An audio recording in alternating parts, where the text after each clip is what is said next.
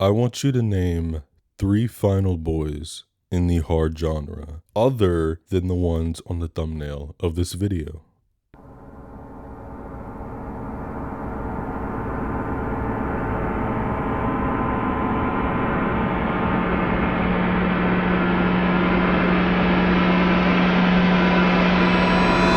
Yeah, that's what I thought. Cupcake.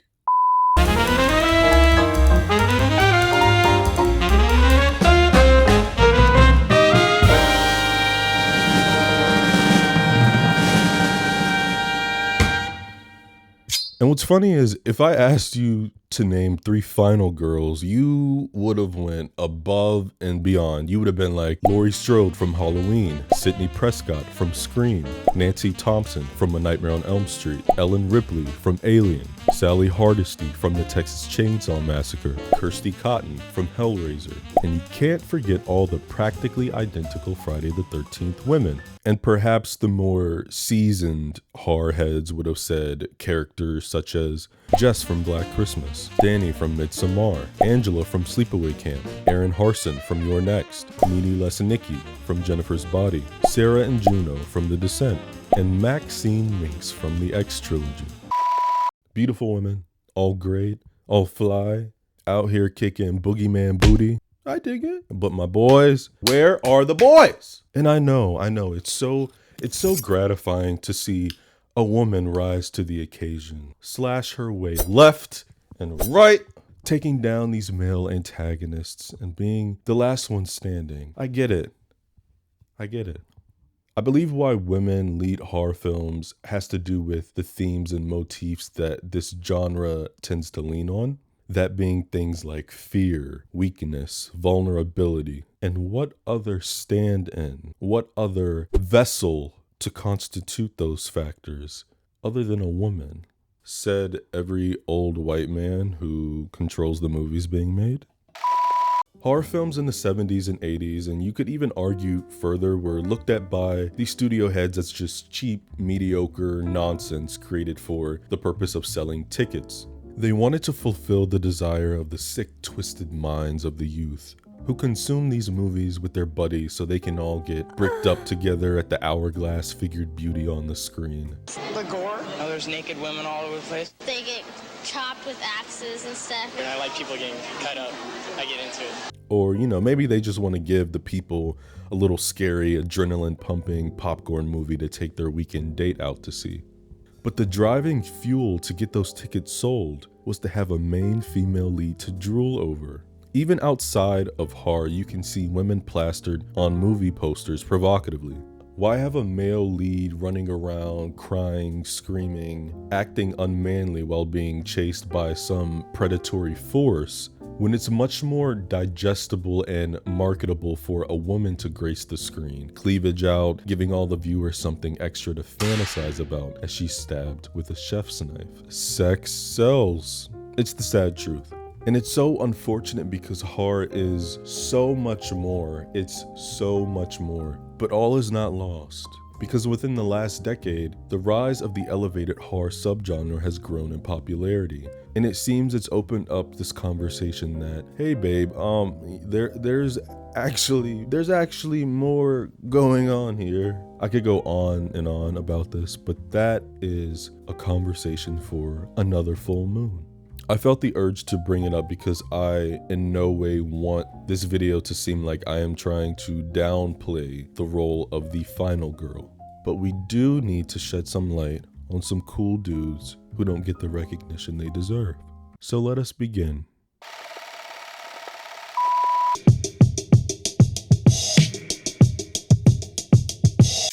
I briefly brought up the final girl trope in the intro, which was a term created by the American professor author Carol J. Clover, who wrote a book in 1992 titled Men, Women, and Chainsaws: Gender in the Modern Horror Film. The final girl is a trope referring to a female protagonist who survives a slasher film against all odds and who's tasked with confronting the killer.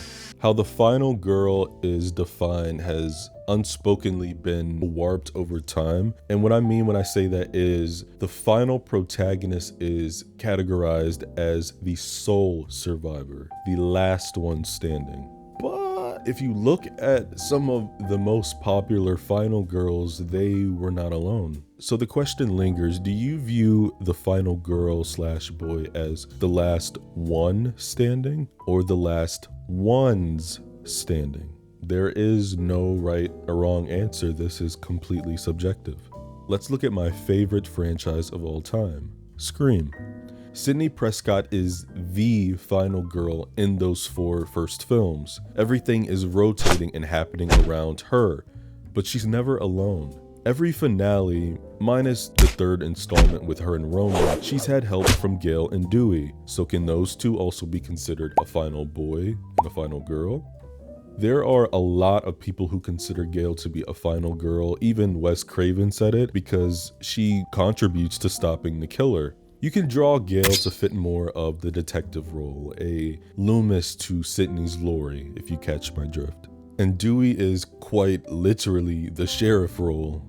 It's up for you to decide. There are no rules. There are certain rules. Well, yes, Randy, but not necessarily in... There's a formula to it. A very simple formula. I need you to calm down, nephew, okay? There will be many debate about who is considered what. Why is she considered that, but he ain't considered that? Why is she blah, blah, blah, blah, blah. In my humble opinion, you can be a final girl, boy, whatever pronoun of the lettuce, greens, bacon, tomato community word you want to use. If you are targeted by an antagonist, if you are actively trying to find a solution and you're fighting back, you have the right to hold that title. The final girl and the final boy are 2 sides of the same token. One deals more on the side of innocence and the other aggression, putting it simply. More often than not, the final girl is always a teenager, but in the case of the final boy, the age varies immensely, as early as age 6 and as late as the mid-50s. At the end of the day, or in this case, at the end of the massacre, a nigga's just trying to live. Can I live? Because the final boy gang isn't strictly limited to teenagers, we have categories. We have kids, teens, young adults, and adults. Let's kick things off with the kiddos.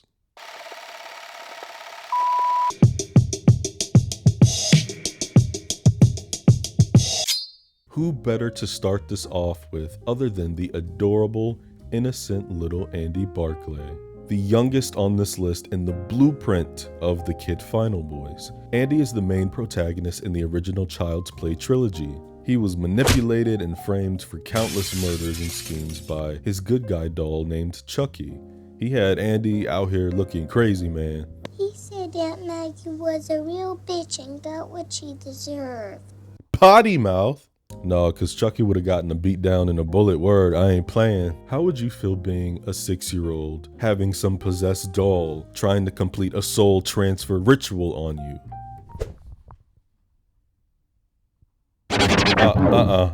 Kenny, cut the camera. Kenny, cut the cameras. Cut the fuck. To every outsider, including his single mother, Andy just looks like a badass problem child. And it takes the midpoint for anyone to see. I said talk to me, damn it, or else I'm gonna throw you in the fire! You stupid bitch, you filthy slut! Andy's gotta be one of the bravest kids in cinema. He never hesitated to arm himself when in the threatening presence of Chucky. He lit that little rascal on fire, and it didn't even end there. 2 years later, the demonic doll came back, and he was outsmarted by Andy again. He's so mad. Babe, calm down. How hard is it to kill an 8-year-old? All right, but jokes aside, this is like extremely traumatic for a kid to be going through something like this. And I'd like to think that Andy got the proper therapy that he needed. But I can't say it's so.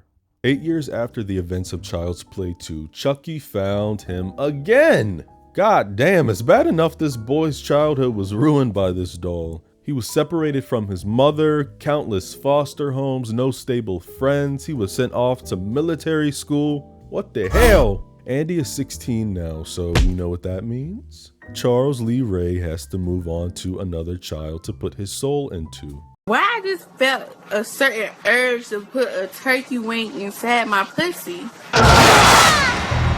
Who the fuck are you? I thought you guys only said 3 sentences. I'm new and improved.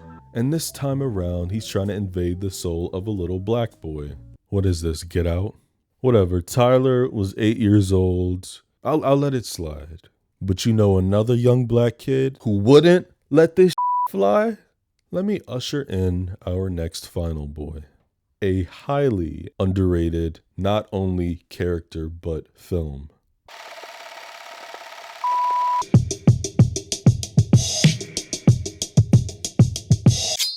An absolute gem in Wes Craven's filmography. I'm talking about his 1991 tale, The People Under the Stairs. We follow a 13-year-old kid, Dexter, nicknamed Fool, who is talked into breaking into his wealthy landlord's home so he can get some cash for his mother's surgery. And oh boy, little Dexter finds some shady, sinister going on inside that house. The title gives you a hint.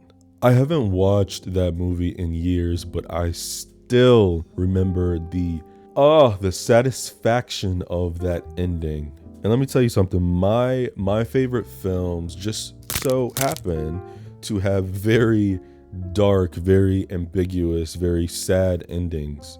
That's what I gravitate to. I love an unconventional ending. I do. But the ending of The People Under the Stairs is so liberating. Oh, it's so good. It's so good. Go find it. Stream, rent, whatever you need to do, go watch it. If you haven't seen it, it's fantastic. Brandon Quinton Adams, who played Dexter, carried this movie on his back. He went up and down the stairs, pun intended, 20 goddamn times without dropping it. Yup.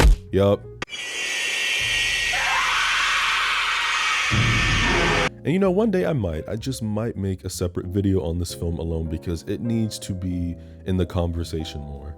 The social commentary with race and income inequality whilst also being an escaped film, what the monsters of the film are represented as versus who they actually are. What makes Dexter such a fantastic final boy is that his actions are never about himself. Everything that he did from the beginning of the movie all the way to the end was for the benefit of everybody around him. That is a hero. And on top of that, I think it was the midpoint of the film, if not 3/4 of the way there, when he goes back to the house after escaping the first time. He accomplished his goal like halfway through the movie, but there was more to do. This kid put himself back in the path of danger, all to do the right thing, which reminds me of another kid who isn't afraid to do whatever it takes to stop a bad guy. But this kid took it to the extreme. This kid went as far as to shave his head.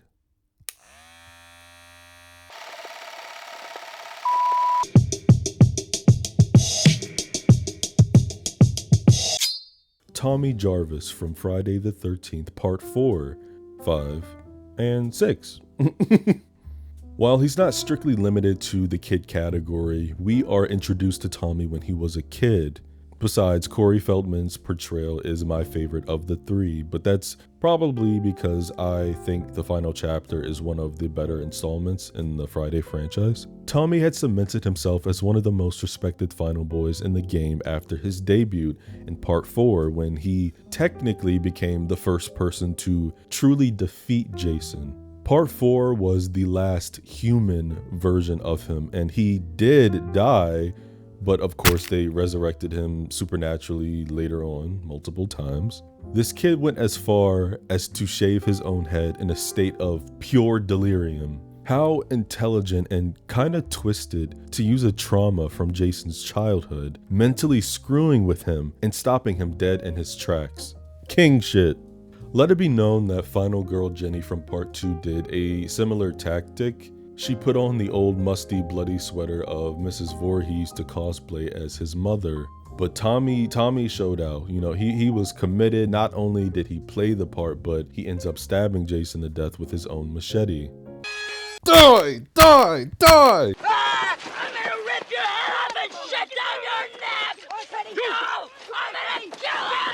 The adult version of him is mainly what people picture when you say the name Tommy Jarvis, but I think about that kid whose porcelain white, bald head looks like a lollipop that was dropped on a dirty carpet with cat hairs on it.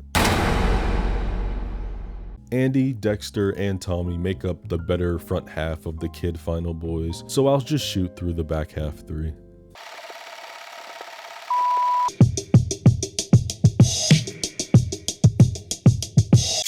Finney from the Black Phone. I definitely wouldn't call him a traditional Final Boy because not only does this movie have like 5 cast members, but we don't see the other peers and boys that the grabber, a child murderer, had unalived. I saw The Black Phone in theaters weeks after it was released, and I thought, it was okay. An abducted kid in the rough 70s getting help from some dead ghost kid victims of the very man who locked our protagonist in his basement. All right. He had enough chops to battle this creep, and he made it out, so he's a Final Boy. Right, left, right, kick. Son.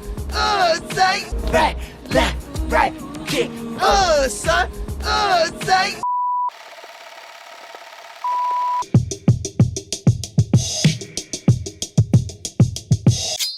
Cole Johnson from The Babysitter. I will be very transparent and say that I've only seen this movie once, and once was enough.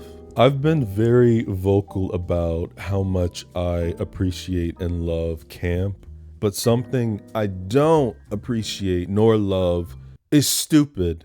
There are some gnarly moments, I'll give the film that, but it was a culmination of the intertwining social media stars with Disney stars, in addition with the goofy, look at me, I'm so quirky, funny, dark comedy, blah. This movie sucks balls. You follow a 12-year-old named Cole who witnesses his babysitter killing a guy, and surprise, surprise, she's leading a satanic cult. Cole fights for his life, and you know what? For a 12-year-old, he does a lot of damage.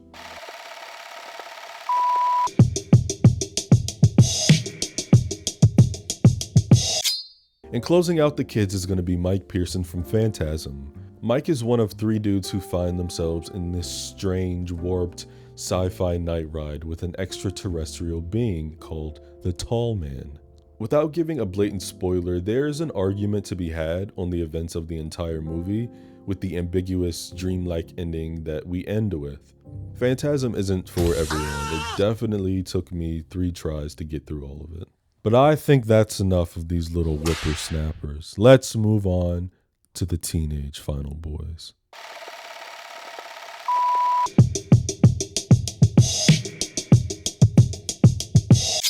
Jesse Walsh in the criminally unappreciated installment in the Elm Street franchise, Freddy's Revenge. Jesse is an outsider, if you can't tell by his haircut.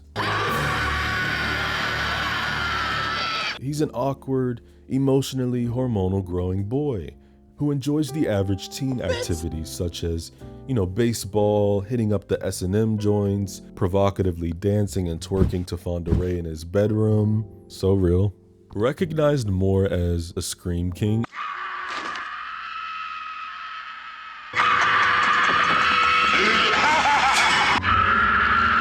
opposed to a Final Boy, since he doesn't necessarily survive to fight Freddy. His girlfriend Lisa does, which I think is a rather interesting subversion of the damsel in distress device.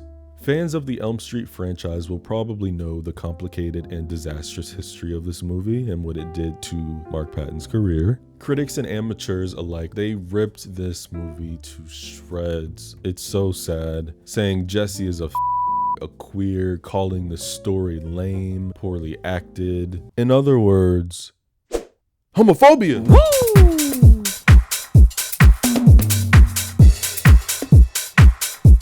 We saw a teenage boy crying on screen, having a mental breakdown because this demonic entity is spiritually attacking him. Daddy can't help you now. I need you, Jesse. We got special work to do here, you and me. He doesn't know what to do. He's losing his mind. But oh no, we want to throw out the F word. 30 years earlier, Rebel Without a Cause released. In this movie, it opened the door, shook things up. It showed the world that yes, we are allowed to show boys, men on screen being vulnerable, because that's reality. Not every male lead on screen needs to be a stoic, composed macho alpha.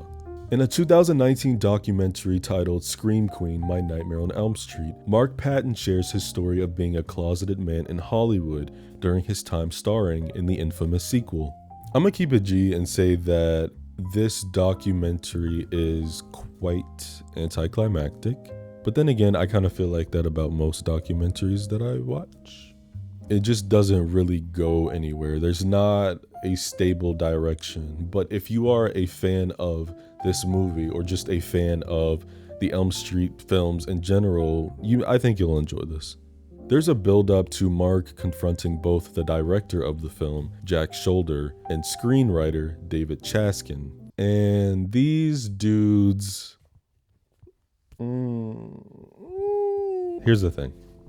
What Mark wants is an apology, clarity after 30 years from both of these men, but more so from the screenwriter, David Chaskin. He wants them to understand his POV of what happened to his career. He sits down with Jack first, who has definitely never met a gay person in his life. Your life, I think, there will always be a level of turmoil because, you have some conflict in your life. Well, we all do. Yeah, sure. Yeah. And just as you suspect, he tells Mark, It struck me last night that you were getting a little too wrapped up in the David thing. It just struck me as odd. The movie was 30 years ago and you're still pissed off at Dave Chaskin. But it's not about you. It's not about you at all. And I think it's time that you just let it go. No, I'm not going to let it go. I'm not going to let it go because it obviously didn't get in your head. Ooh, the point went right over his bald ass head. I don't know anything about David. The point is, he didn't admit his intention back when it wasn't acceptable to be gay. Then when people started to notice his subtext, he denied it. And instead he pointed the finger at me. Now that it's becoming an interesting thing, he's owning it. He wants to take credit for it. Now everybody's having a great time with this. Meanwhile, I'm being called 100 times a day. Mark sits down with David shortly after this, and it's all over this guy's face. None of them give a shit. Mark brings up an interview David did a few years prior, and I'll paraphrase it for you. The interviewer asks David if he was aware of the homoerotic undertone, or if he intended it, or if it was a directorial implementation. And David goes on saying there was intentional subtext, but it was meant to be played homophobic rather than homoerotic. I'm sorry, what? So you set out to intentionally make a homophobic movie? He says he imagined the demographic for horror films, young heterosexual males, and tried to think of what things would frighten them to their core, and sexuality seemed like a slam dunk. I don't think so. David continues to say the movie's ending can be read as a metaphor for Jesse finally being able to control the monster inside of him, his sexuality, with the love of a good woman. And maybe they should show this film at a gay conversion camp. He blamed the casting of Mark Patton for pushing it further and stripping away whatever subtlety was there. You dirty dumpster fat bitch! And that's why your career flopped. Now what? Mark asks him why he even bothered to put the subtext in. And this dude starts rambling about it being the 80s, the taboo of the gay world, and how he didn't know anyone who was publicly out the closet, and that would add into the horror aspect of the story. There are other horror films that touch on this exact same topic, and I'll be bringing another one up shortly in this list. But the problem with Davey is he was intentionally mocking a gay teen just so straight audiences could laugh at it. I have a problem with that. I have a very, very big problem with that. And for the director, Jack Sholder, to say that, when they were filming, he didn't catch any of the subtext. Let's not. Cut the shit. Cut the shit. Cut the shit.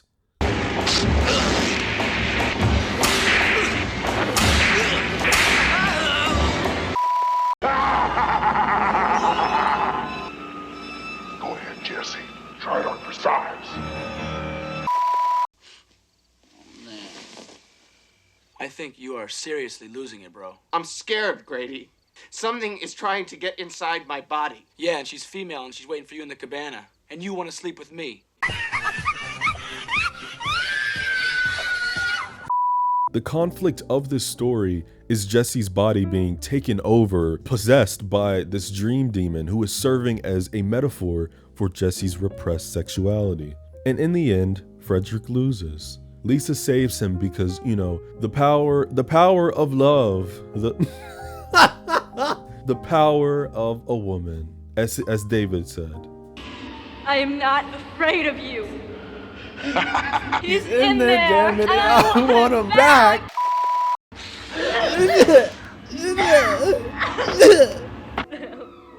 Oh, God.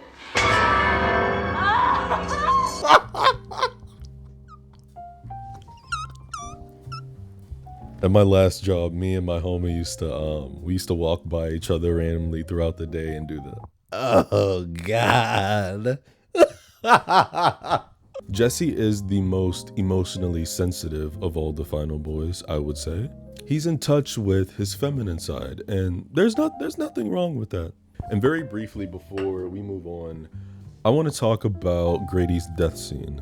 This sequence is probably, if not my number one in my top 3 favorite scenes in horror cinema. This was the first Elm Street film and scene that I ever saw. This mother in this Christmas sweater scared the hell out my ass. Maybe up until I was like 13 or 14. And then something just hit me and I was like, on some real shit, like I'll just smack the out this nigga. Like, stop playing with me, Frederick. I'm still trying to figure out where this poor acting and lame effects the critics are talking about. It's the ripping of the skin, the score, Mark's constipated face, Grady screaming.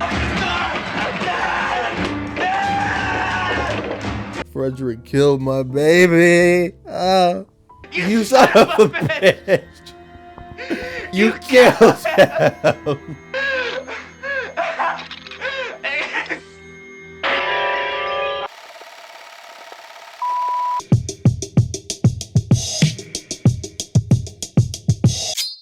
Runner-up for Teen Final Boy, I definitely say, is Devon Sawa as Alex Browning in the original Final Destination.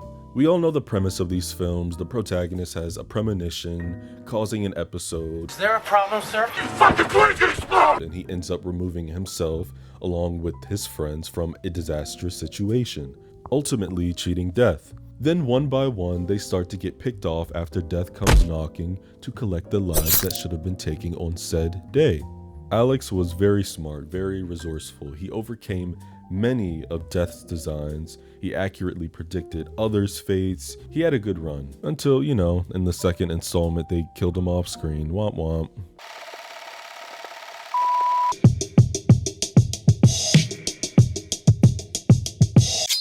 Casey Connor from The Faculty. I used to get him and Alex mixed up a lot. White twinks all look the same to me. I'm sorry. This was a 1998 sci-fi horror film written by Kevin Williamson, the same man who wrote the first, second, and fourth Scream movies. It came out during the wave of the post-Scream teen horror slasher crave, where they were pumping these babies out and having black musicians as side characters. And can you guess who was the token black character in this movie? Usher, baby.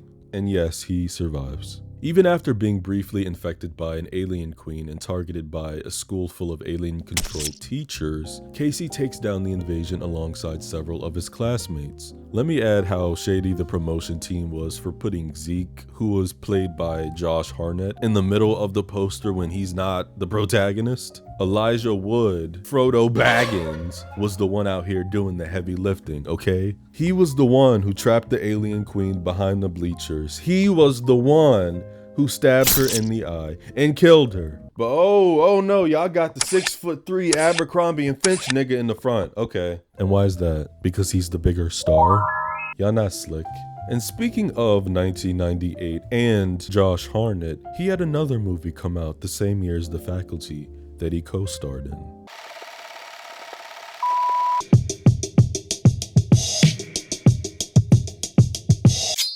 Josh Hartnett plays John Tate in Halloween H2O alongside horror royalty Miss Jamie Lee Curtis. John is technically a final boy, but I use that very loosely. Mama Lori is the one, per usual, doing all the damn work. She locked herself in that gate, kicked out that glass, grabbed that axe, and went to work. Michael!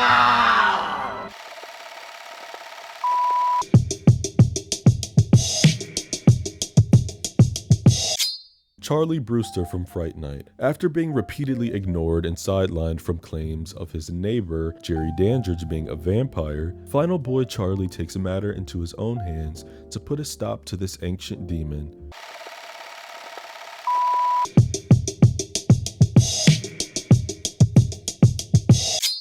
Bill Whitney from Society. I love this damn movie. The acting is so bad. It's over the top, schlocky, campy, gross, wet fever dream. It's about this teenager who's adopted into a wealthy high society family, and they turn out to be this alternate species and part of this murderous society that preys on the lifeblood of outsiders. I highly recommend this for fans of body horror.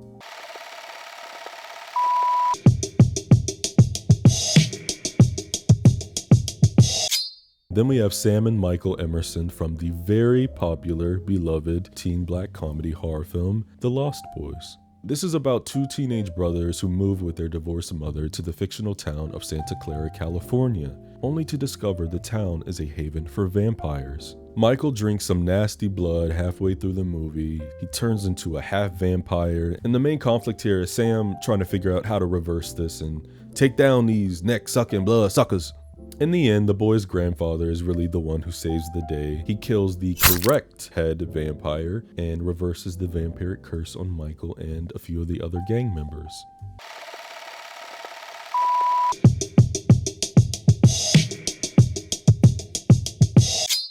Billy Lynch from Butcher Baker Nightmare Maker, or alternatively titled Night Warning from 1981. This is another pretty low-budget B-horror flick for the list. We follow an orphaned high school senior, Billy, as he's sheltered and dominated by his aunt, who's obsessed with keeping him under her control at all costs.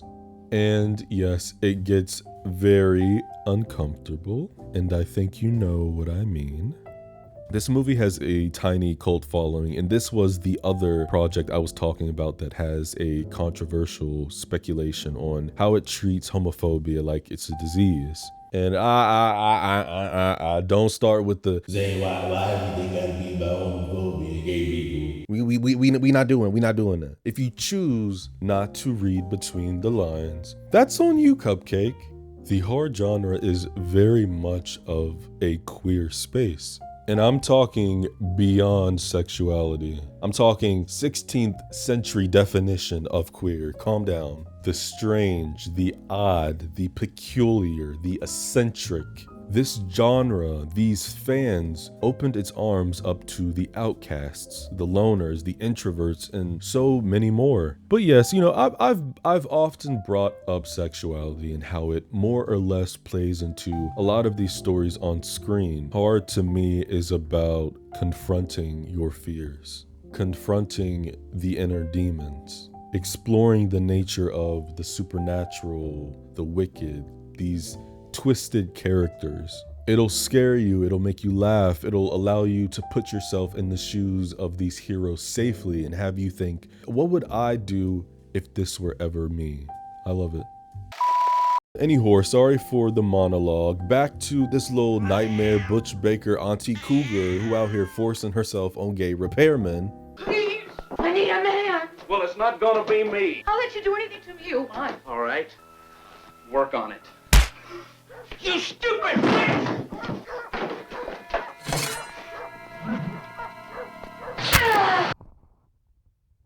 It's not funny.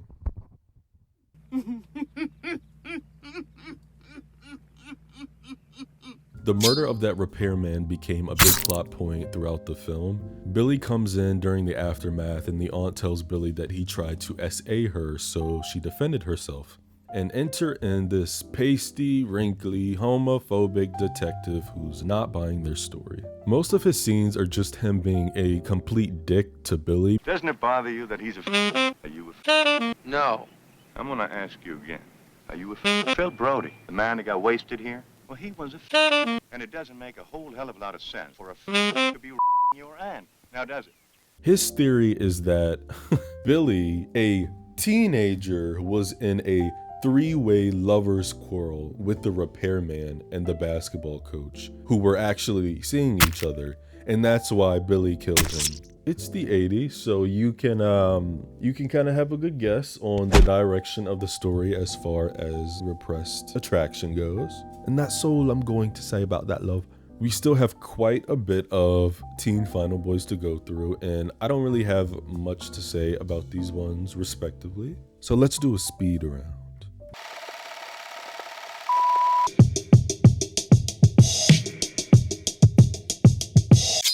Brent Mitchell from The Loved Ones might be our first conventional Final Boy in its authentic definition, being the literal last one alive, after overcoming a female serial killer who abducts and tortures him after he declines her offer to attend the school dance.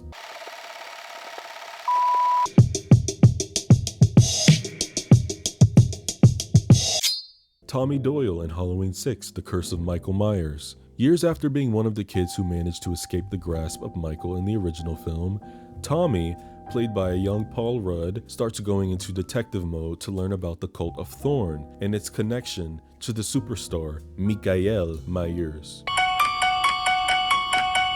You walking too fast. I never seen Michael Myers do that. So you you like a Michael Myers.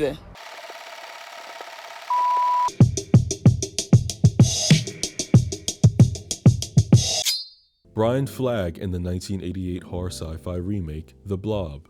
Our final boy learns about the gross gooey substance, the Blob, being a biological warfare experiment created during the Cold War. Brian is the one who overhears the evil Dr. Meadows talking to his assistant about its origins and his plans on having the Blob trapped in the sewers, which is where final girl Meg happens to be to rescue her brother and his friend. In the end, Brian collects liquid nitrogen and orchestrates an attack alongside Meg to kill off the alien.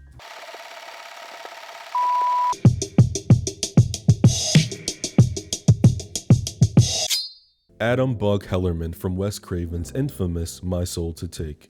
Bug is one of 7 teenagers born the same day as the supposed death of a local serial killer, the Riverton Ripper. As residents of the town start getting picked off one by one, Bug must try to survive long enough to save his friends from an evil that seems not to rest.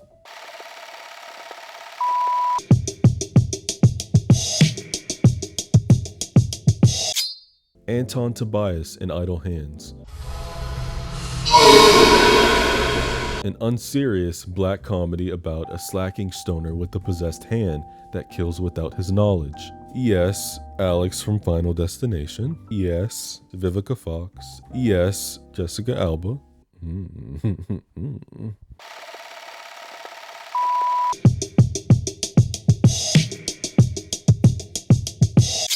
Cale Brett in Disturbia. Childhood star Shia LaBeouf stars as a final boy in this thriller, taking on the Rear Window formula. We follow Cale, not greens, not spinach, not spring mix, but Cale, a troubled teen who's under house arrest after attacking a teacher, who starts to theorize his neighbor might be a murderer. He has to find a way to alert the authorities or take the bull by the horns and expose this man without getting himself killed in the process. Alright friends, enough of these amateurs. We've concluded the Teenage Final Boy segment. And I think it's time we get a little more mature. I think it's time we get a little more groovy. Oh yeah, you know who's next.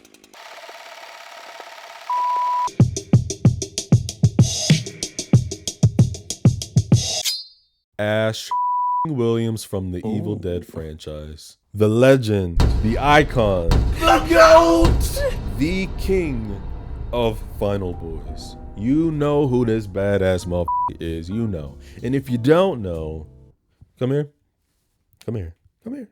Closer, closer, closer. What's wrong with you? This is the man. This is the lone wolf. This is, dare I say, Daddy, the sole survivor of his trilogy. Ash is a former supermarket clerk whose life was forever changed following his first encounter with the body-possessing demons called Deadites. The awakening and unleashing of the Kandarian demon from the Necronomicon book in 1982 was the beginning of a prophecy that claimed Ash was the promised one, destined to be humanity's champion against the forces of evil. Although Ash is very flawed, he's extremely cocky, he's impulsive, can prioritize his own survival over others, I think his pros outweigh his cons. Ash's outrageous reactions, fashion choices, one-liners, his dark humor, all those make him such an entertaining character to watch. See this? This is my boomstick! The Evil Dead 2 is without a doubt in my top 10 horror films of all time. That movie is bananas. It's beyond a fever dream. It's a wacky acid trip. He is going off his rocker. He cuts off his possessed hand after it's infected.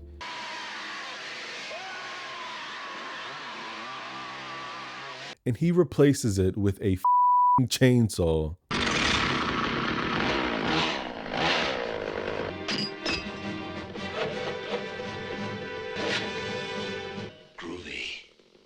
How can you not love this guy?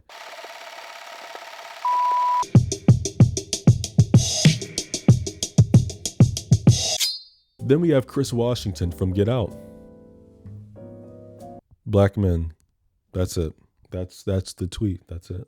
Chris needs no introduction. Get Out made waves across the world when Jordan Peele released his debut psychological thriller back in 2017. The story is very contained, very simple. It's a mid-20s black photographer who goes to the country to meet the family of his white girlfriend. And he starts to notice increasingly strange behavior, and Mr. Washington finds himself in a situation of being hunted.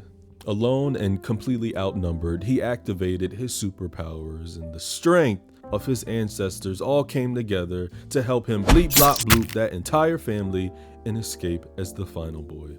Subverting a long-standing horror movie trope about black characters being among the first to die.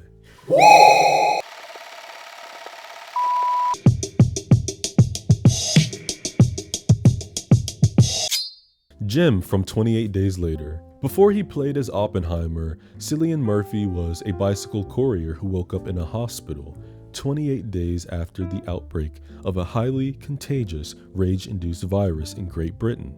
He manages to fence off the infected through the duration of the movie, and he copes with his new dying way of life with the other two final girls.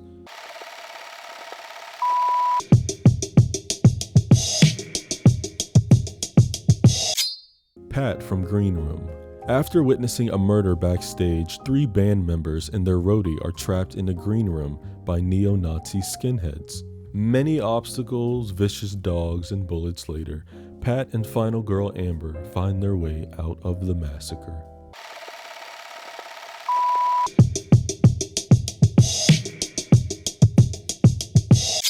Paxton from Hostel. A controversial movie indeed, coming out in the midst of the torture porn era. When traveling across Europe, 20-something Paxton finds himself and his 2 college friends caught in the middle of an underground trafficking operation.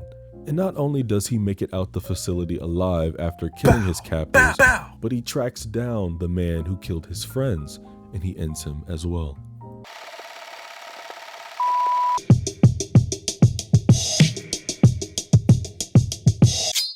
Jim Halsey in The Hitcher.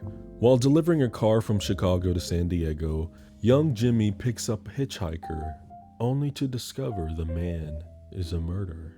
Possible serial killer.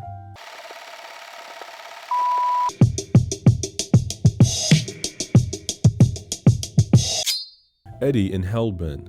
Final Boy Edward is a police technician who finds himself in the middle of a string of murders on Halloween by a masked killer who's been targeting gay men in West Hollywood, and who is also ripping off Daredevil.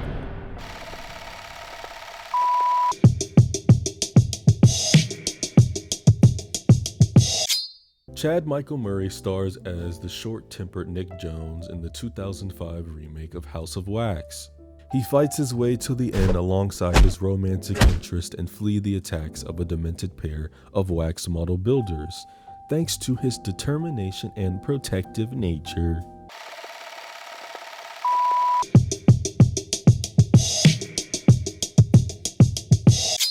Todd in the 1981 slasher The Burning. This film is Miramax's first production, which means, yes, Harvey Weinstein has writing and producing credits. Gag, gag. I initially liked this film in my first viewing a few years ago, but it can be a bit slow at times. And there's technically two final boys, Todd and this teenager Alfred. But Alfred is very... I don't think I can say this word on YouTube, so I'll put it here.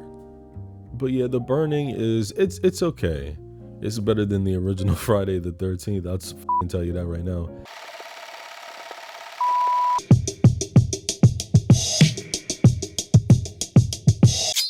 And closing out the young adult section for our final boys is the space cowboy Marty Mikulski from The Cabin in the Woods. Who said the stoners never make it out alive? I read something about the actor Fran Kranz being originally hired to play the nerd, but the test fittings didn't work out because this dude is shredded. Damn! So they just threw baggy clothes on him. And I also think that's why he doesn't go swimming with them. They don't want my mans to shine. I'm definitely not mad at Marty being a final boy. When he opens his mouth, it's either something funny as hell. No! What are you saying? What do you want? You think I'm a puppet, huh? You think I'm a puppet gonna do a little fucking puppet dance? I'm gonna go read a book with pictures. Or extremely wise. This is the whole issue. Everything's filed or recorded, logged. Chips in our kids' heads so they won't get lost. Society needs to crumble.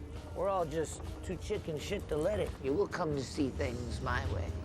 He tries to stop everyone from going in the basement to read the Latin. What the hell was that? The wind must have blown it over. That makes what kind of sense? He calls out Thor acting weird because of the drugs, which he was immune to since he had consumed so much weed. What's the matter? This isn't right. We should split up. We can cover more ground that way. Yeah, good idea. Really? The full stoner archetype character is subverted in The Cabin in the Woods, and our good old Marty makes it to the end with virginal archetype final girl, Dana. That is, you know, before the gods are unleashed to destroy the world, and honestly, after everything they went through, I would let them come out too. And while we're on the topic of addicts, why don't I switch gears and bring in the next final boy? But unlike Marty, our next final boy's addiction is a result of PTSD from Vietnam. We have now entered the adult final boys, the grown folks. Anybody in the mood for a drink? A J&B, perhaps?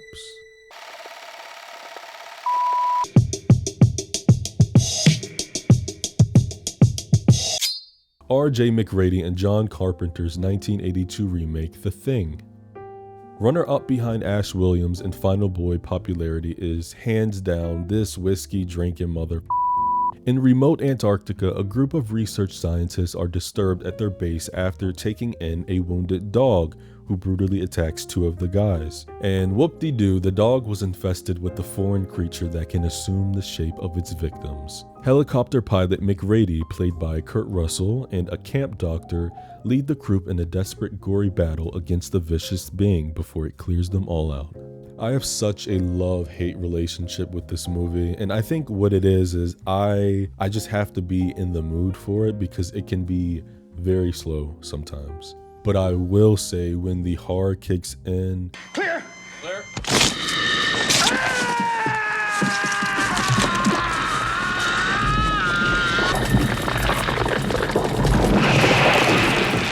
People, move! Step lively! That shit kicks in. McRady takes the lead, orchestrating a plan to plant down dynamite He's ultimately the one that comes face to face with the final form of the alien organism, and he blows the entire Outpost 31 station and the Thing up.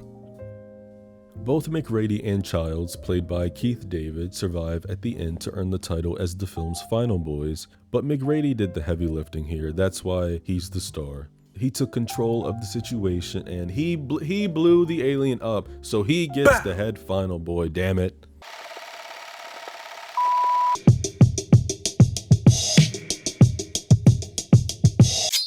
Then we have Chief Brody and Matt Hooper in Jaws.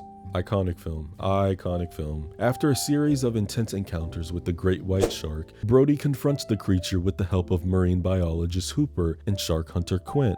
All of them head out to sea on a small boat, the Orca. Quint is eaten alive, R.I.P. man, and Hooper falls into the sea after the shark battered his case. So this leaves Brody to face it alone.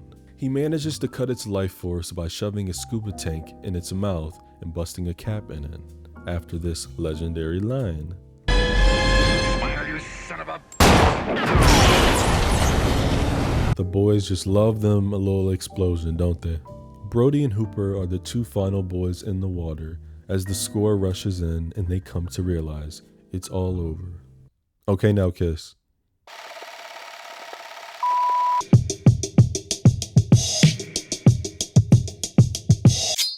Deputy Dewey Riley from the Scream franchise. What?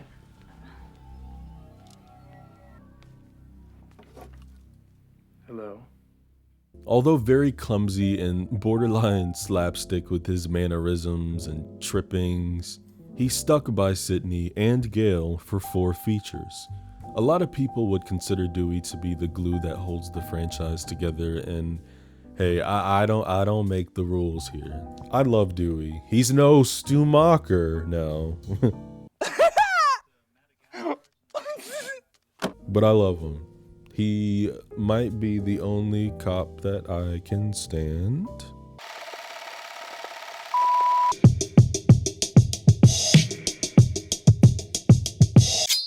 Louis Creed from Pet Sematary. Here we follow a tormented doctor who sees his entire family killed off one by one, and after struggling to bring them back, he ends up the lone survivor. Somebody get him some therapy.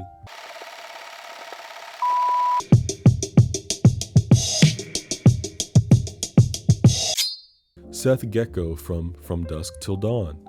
This story is about a bank robber who's on the run from the law and who takes cover in a strip club, but finds himself having to battle it out with some stripper vampires. But thanks to Seth's quick wit and a whole lot of firearms, he all good. He makes it out.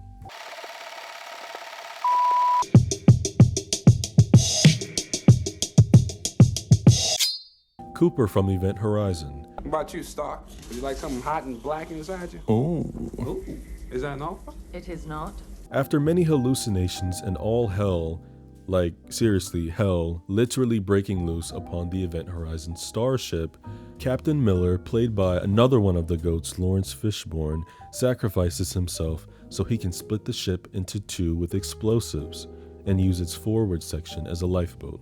One of the 2 lone survivors of Lovecraft, Cooper had stared directly into hell, but he came out on the other side.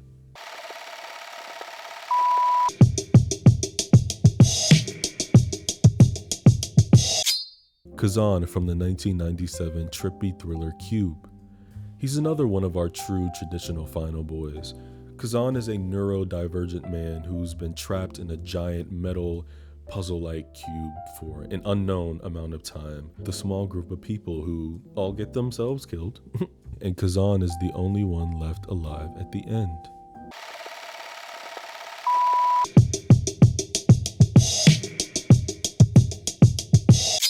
Carter Blake and Preacher Dudley from Deep Blue Sea. The film takes place on an island research facility where doctors and biologists are studying brain tissue of these DNA-altered sharks as a possible cure for Alzheimer's disease. A procedure goes awry and the sharks get loosed. Ooh. Uncle Sammy is in this joint too, and he's tired of these mother sharks in this mother facility. We're going to pull together and we're going to find a way to get out of here. We're going to seal off this.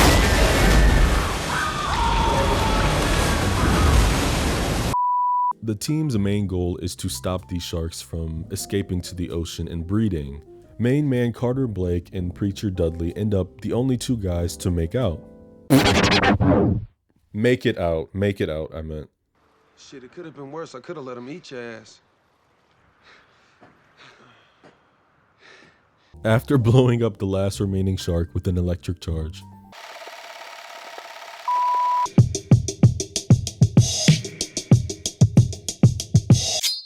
Sean Riley from Shaun of the Dead. One of the most popular zombie films ever made, we follow a 30-something slacker who wakes up one morning hungover to discover that the zombie apocalypse has happened. Ah, Sade. That's Liz's. Yeah, but she did dump you. Oh. He amasses a small group of survivors and takes refuge in a local pub by the end of the movie, coming into his own and being the grand final boy of his own story.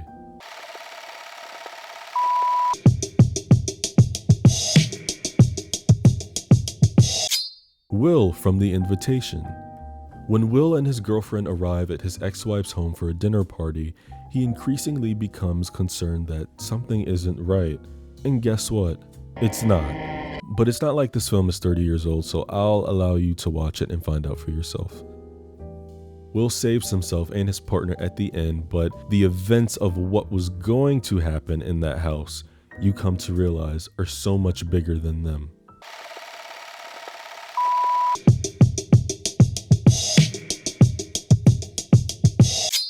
Arkin O'Brien from The Collector. Former convict Arkin works as a handyman who's trying to pay off debts that his wife owes to loan sharks, so he decides to steal a ruby from his employer's home. But he's not the only one breaking into the house. Perfect timing, right? Well, Arkin and the family have to work together to fight off a crazed serial killer who collects victims from different families.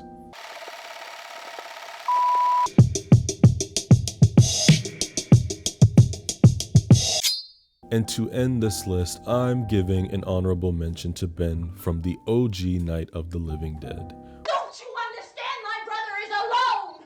Your brother is dead. No! My brother is not dead.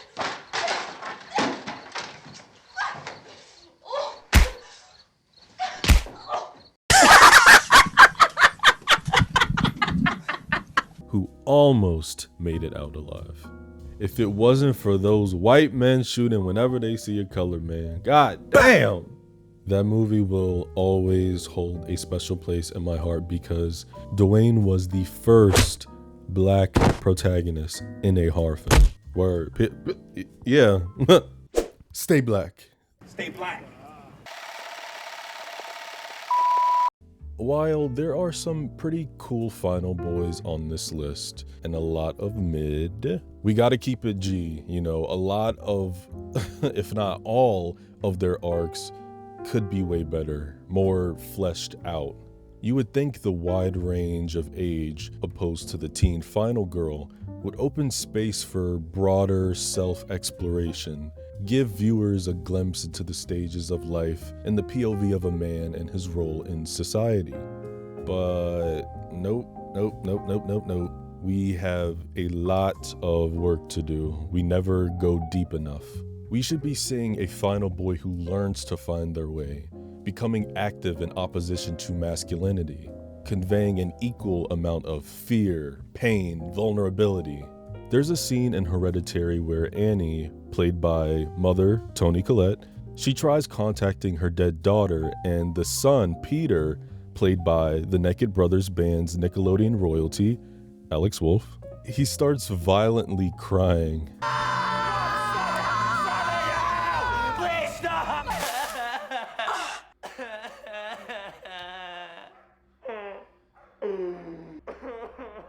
What happened? Oh, I think I'm having some, like a reaction. My throat is getting Just hold my hand. Hold on. I've seen people criticize it, I've seen people praise it. To me, it's realistic. I almost put Peter on this list, but for those who have seen Hereditary, know that while his hosted body lives on, it's not truly him on the inside by the time the credits roll. And Peter is what, 16, 17? Like I said, he was loudly, violently sobbing, a vocal minority in men. In addition to psychological turmoil, what's missing is the sense of otherness from a lot of these guys. The boy or the man who hasn't learned how to survive under the patriarchy. Horror will always be horror. There are people who just want to have fun, and there are people who like to see substance and context. You know, while I'm standing on business with my statement of being very underwhelmed with the lack of Final Boys, I suppose I can't say that there aren't any. The tool of the Final Boy is severely underused. Men should be allowed to have an arc. If you enjoyed this stupid video, consider watching some of my others. I rank the entire Scream franchise. We talk about that demonic ass cat from The Cat in the Hat. And I talk about the hot, fly, sexy Miss Halle Berry in the underrated camp classic Catwoman. So go check those out for more time with your homie. Word. Who is your favorite Final Boy? What Final Boys do you love that I didn't bring up today? Do you agree with me in thinking that there's a lack within the genre? Go ahead, type down. Let's discuss in the comments. Also, comment down below on any topics or any films you might want to see me cover. And if you are a final boy, a final girl, a final character, slice the like button and subscribe. We survived this movie together. Like we are family now. So yeah, that means you have to subscribe. Final boy stories matter. They just matter. Women's stories matter. Yeah. Right. They just matter. Yeah. I really appreciate you taking time out of your day to watch scrawny old me. It means a lot. Thank you.